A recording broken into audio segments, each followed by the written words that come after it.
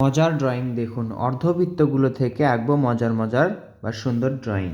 দেখুন এই অর্ধবৃত্ত থেকে আমরা প্রথমে আঁকবো একটি পিৎজা। পিৎজা কীভাবে আঁকতে হয়, এই তো সোজা দুইটা আবার দাগ, এবার এটাও আবার মিলে দিলাম, এই যে এইভাবে গোল করে এটার সাথে মেলালাম।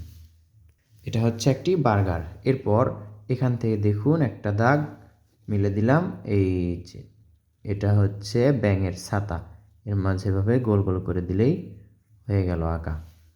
এবার এখান থেকে দেখুন এটার সাথে মিলে দিলাম এবং এই যে সুন্দর একটা ক্যাপ বা টুপি আঁকলাম আমরা।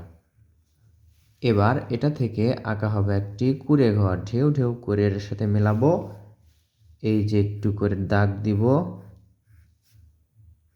দুইটা সোজা দাগ নিচের দিকে নামিয়ে এবার এটা ডাবল করে একটি দরজা, দুই পাশে দুইটা জানালা। এই বৃত্ত থেকে আমরা আঁকবো একটি কেটলি। এই যে কেটলি কিভাবে আঁকতে হয় দেখুন, এখানে একটি হাতল, এবার এখানে এর মাথায় একটা গোল করে দিব। আবার দেখুন এখান থেকে আঁকা হবে একটি ছাতা, 1 2 3 4 5, এই মাঝে সোজা একটা দাগ, দাগটি ডাবল করে আবার ওপর দিকে ঘোরাবো এবং এটার সাথে মেলাবো। এই যে এই মাঝে থেকে এভাবে করে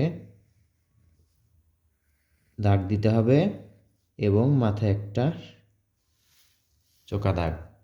কেমন লাগলো এই মজার ড্রয়িংগুলো কমেন্ট করে জানাবেন, ভালো লাগলে লাইক করবেন।